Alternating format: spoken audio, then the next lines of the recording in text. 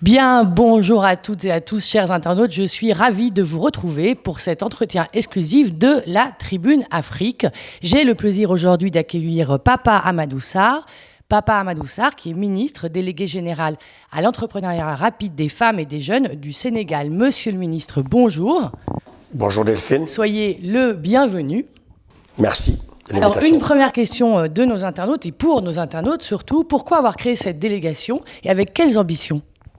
Alors, je vous remercie de l'invitation et de l'opportunité qui m'est offerte à m'adresser aux internautes de la Tribune pour parler de la délégation générale à l'entrepreneuriat rapide pour les femmes et les jeunes, communément appelée la DER, qui est une structure créée en septembre 2018 par son Excellence le Président Macky Sall, avec comme objectif principal d'accompagner et de financer des projets entrepreneuriaux des femmes et des jeunes âgés de 18 à 40 ans pour les hommes. D'accord, très bien. Alors, maintenant, venons-en à l'actualité. L'actualité, donc, 2020, qui a bien sûr, on le sait tous, été marquée, donc, bien sûr, par la pandémie et qui a nécessité, j'imagine, de bien soutenir l'entrepreneuriat dans cette période. Et je crois que le rapport d'activité et donc 2020 vient de sortir. Quelles sont les mesures et quelles sont les actions que vous avez menées spécifiquement pour soutenir, donc, les femmes et les jeunes pendant la période de la pandémie ? Alors, effectivement, 2020 avait été une année difficile à cause de la pandémie de la Covid-19 qui a impacté non seulement toutes les économies du globe, d'Europe, d'Asie, des États-Unis, et l'Afrique n'est pas en reste. Le Sénégal a été touché durement par cette crise, dans le sens où l'économie s'est arrêtée, le tourisme a été impacté, la consommation de façon globale, et le secteur informel aussi a été impacté. Qui parle de secteur informel parle de 90% de l'économie sénégalaise et qui est, comment on appelle ça, envahi par les femmes et les jeunes qui sont les principaux acteurs de ces secteurs. Eh bien, la crise a fait que ces populations vulnérables ont été affectées durement et donc le Sénégal a eu à mettre en place des mesures d'urgence qu'on a appelé le plan de résilience, puis plan de relance, avec 1000 milliards de francs CFA, un peu plus de 1500 millions d'euros pour accompagner l'économie sénégalaise, l'agriculture, l'élevage, la pêche, etc. Et nous, dans cela, l'ADER, nous avons eu à injecter sur fonds propres plus de 50 millions d'euros en un an pour accompagner les entrepreneurs à se relever, femmes et jeunes, à faire face à la crise pour avoir des ressources pour le fonds de roulement, le maintien des salaires, du personnel et tout ce qui est investissement primaire. Et cela a permis, bien entendu, à certaines entreprises de garder le cap. Bien entendu, il y en a qui sont mortes et qui ont disparu, pour dire plus aisé. Et aujourd'hui, heureusement, avec la reprise, avec la relance de l'activité économique, certaines de ces entreprises sont en train de tirer leur épingle du jeu. Mais 2020, je peux dire, sans me tromper, c'était de façon globale une année noire. Mais pour la DER, je pourrais dire que c'était aussi une belle année, dans le sens où nous avons eu à investir un peu plus de 50 millions d'euros, un peu plus que d'habitude, dans des secteurs principaux comme l'agriculture, la transformation de produits agricoles, les services, les digitales, parce que l'un des aspects positifs, si on peut le dire, de la Covid-19, c'est que ça a forcé et précipité la transformation digitale. Exactement. Alors justement, quand on pense secteur informel, on pense peu au digital. Racontez-nous justement, spécifiquement, quelles mesures ont pu être prises pour soutenir le secteur informel à l'aide du digital ? Alors, vous allez être surprise, c'est-à-dire aujourd'hui, le secteur informel est beaucoup plus résilient qu'on ne le pense. Les femmes et les jeunes qui sont dans le secteur informel, dans le commerce, dans les marchés, dans les ports, dans les endroits un peu iconoclastes, se sont adaptés à l'économie digitale. Vous avez vu des jeunes qui sont dans la livraison avec des motos qu'on appelle tchak-tchak, qui font la livraison de nourriture, de tenues, de vente en ligne, etc. Et toute la restauration rapide, les restaurants ont été fermés, mais les restaurants continuent à être ouverts. Et il y a des livreurs, tout un service de livraison à domicile, de médicaments, de nourriture, de biens et services qui ont continué à prospérer.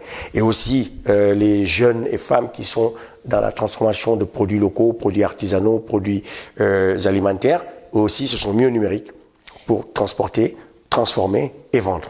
Et est-ce que du coup, cette numérisation va accélérer le passage de l'informel au formel? Parce que c'est quand même l'objectif du gouvernement. Indéniablement. Aujourd'hui, si vous voulez, nous, on est à plus de 106 000 bénéficiaires accompagnés et tous formalisés. On a eu à créer des registres de commerce, des NINEA, et les chambres de commerce et les tribunaux de grande instance ont été pris d'assaut. Du coup, nous avons eu à digitaliser pendant 6 mois toute la procédure d'obtention du registre de commerce et du NINEA, qui des fois, il fallait rester 2-3 mois, le temps de se déplacer ou de se faire livrer. Maintenant, en quelques clics, on peut avoir accès à son registre de commerce et son NINEA en 48 heures. Donc, la Covid a donné naissance à une transformation digitale express et jamais égalée. Aujourd'hui, s'il n'y avait pas la Covid, on n'en serait pas là. Donc en fait, si on résume, apparition d'une forme d'e-commerce dans le secteur informel et simplification des procédures. E-commerce, simplification des procédures, transformation des biens et services et aussi proximité avec, je dirais, l'Europe, les États-Unis, l'Asie, parce qu'aujourd'hui, avec les téléconférences, Zoom, Teams, etc., les conférences qu'on faisait à l'étranger, à Paris, à Londres, aux États-Unis, tout s'est arrêté et on peut être dans son bureau à Dakar et faire 3 conférences, 4 conférences dans la journée dans 3 continents différents. Tout à fait. Et alors, justement, on sait que les échanges internationaux, quand même, d'un point de vue des marchandises, se sont arrêtés pendant la crise. Et donc, on peut imaginer que ça favorise quand même le secteur informel et le local. Est-ce que vous avez vu ça? Exactement. Si vous voulez, aujourd'hui, il y a beaucoup d'entrepreneurs qui sont dans le domaine de l'artisanat qui ont vu leur chiffre d'affaires quadruplé. Et par exemple, les tailleurs, les cordonniers, les menuisiers, les mécaniciens, les menuisiers métalliques, les artisans de façon globale ont eu aujourd'hui à faire face à une demande exponentielle sur le marché local en termes de consommation de produits locaux. Toutes les matières premières ou transformées qui étaient importées d'Europe, d'Asie, on a connu une chute drastique des importations. Donc, plus de transformation locale et même de l'exportation de produits agricoles et transformés du Sénégal vers les autres pays parce que justement, étant donné que le port était quasiment à l'arrêt, les conteneurs ne venaient pas, les matériaux qui faisaient 3 semaines pour arriver à Dakar faisaient 3 mois ou 4 mois, donc il fallait se débrouiller localement. Très bien. Ce qui est très bien pour donc finalement, locale. Ça a eu quand même un impact positif localement. Effectivement. Voilà. Alors pour autant, c'est vrai que le taux de chômage reste très important, 17% en 2019. Qu'en est-il en 2020? Et qu'est-ce que finalement le président Macky Sall, avec les différentes, la mobilisation notamment d'un financement de 450 milliards de francs CFA, je crois, lié à l'emploi des jeunes, comment concrètement ce montant va être employé et quelles sont les mesures phares pour enrayer en fait le chômage des jeunes? Alors effectivement, le taux de chômage au Sénégal tourne autour de 17-20% selon les dernières publications de l'Agence nationale de la statistique et de la démographie, ce qui confirme une tendance que nous avons connue au cours de ces 3-4 dernières années. Et ce qui est nouveau dans le cadre du post-Covid et de ce qu'on appelle communément les émeutes de Dakar qui ont eu lieu au mois de mars suite à cette, je dirais, fermeture des frontières, fermeture des sociétés, de confinement et qui a poussé quand même les jeunes un peu à sortir dans la rue, à protester, à demander de l'emploi, de la formation et autres. Le président Macky Sall a répondu favorablement en mettant en place un plan d'urgence pour accompagner les femmes et les jeunes avec une enveloppe de 150 milliards par an pour accompagner les femmes et les jeunes, ce qui fait une enveloppe globale de 450 milliards ces 3 années à venir.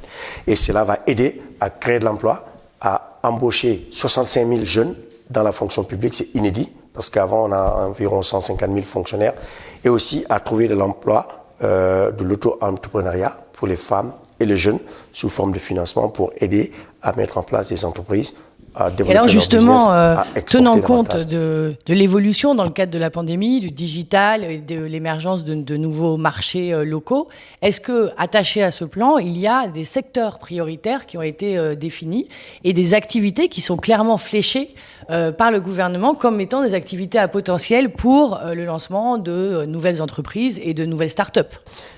Oui, en effet, aujourd'hui, l'économie sénégalaise est dominée par l'agriculture au grand A, avec grand A, c'est-à-dire l'agriculture, l'élevage et la pêche.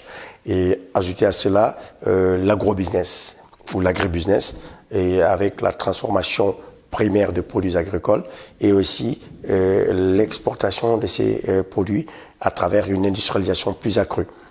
Au-delà de ces secteurs primaires, nous avons le secteur de l'artisanat qui est pourvoyeur d'emplois, qui emploie, je dirais, plus de 40% de la population, qui est aussi le vent en poupe et qui va avoir beaucoup de ressources. Le plan de relance qui est consacré aux jeunes, dans ce qu'on appelle le plan d'urgence pour l'emploi des jeunes et des femmes, est basé sur les secteurs prioritaires de l'agriculture, de l'élevage, de la pêche, mais aussi de la transformation des produits agricoles, suivi par le secteur artisanat qui aussi emploie plus de 40% de jeunes dans le secteur informel. Et numéro 3, le secteur des services, les services bancaires, les assurances, les services à la personne et à l'industrie. Et de plus en plus aujourd'hui avec la pandémie, tout ce qui est santé. Santé, produits pharmaceutiques, laboratoires et transformation de produits. Et en termes justement d'innovation, c'est-à-dire dans le secteur spécifique de l'innovation et d'éthique, qu'est-ce qui est prévu de... Alors le Sénégal vient d'inaugurer le dernier data center, Tier 3, avec l'Agence de développement de l'informatique de l'État, avec l'accompagnement de Huawei, qui va booster le secteur du numérique au Sénégal. Et l'innovation est au cœur de l'enseignement supérieur et ça va accompagner la digitalisation de l'économie, la digitalisation et la transformation digitale de l'économie, mais aussi de l'administration pour plus de croissance, plus de diversification de l'économie et plus d'exportation. Et l'innovation est au cœur de la recherche académique aussi, à travers les universités, pour accompagner la recherche, le développement et l'entrepreneuriat que nous soutenons, nous, à travers les universités au nord, à Saint-Louis, dans le sud, à Ziguinchor et à Dakar, à travers un réseau d'incubateurs pour accompagner les matières scientifiques, les maths, tout ce qui est l'informatique, la recherche-développement de façon globale et en partenariat avec des incubateurs internationaux et des universités comme Stanford, 500 Startups et récemment Startup Bootcamps pour accompagner les startups et les PME sénégalaises à s'internationaliser, à digitaliser davantage et à développer des programmes avec ces universités internationales. Très bien. Alors, pour revenir à ce que vous disiez au départ, c'est-à-dire que dans le cadre de la pandémie, et bien sûr, ça a eu un impact énorme sur un secteur important qui est celui du tourisme. Est-ce que le tourisme fait partie, justement, de ce plan également? Oui, le tourisme fait partie du troisième secteur en termes dans le PIB sénégalais, après l'agriculture et la pêche. Donc, le tourisme reprend de plus en plus. Le tourisme international était arrêté net. De plus en plus, ça fait plaisir de voir qu'il y a des touristes occidentaux qui reviennent au Sénégal. En plus de cela, le président a lancé un plan pour développer le tourisme local.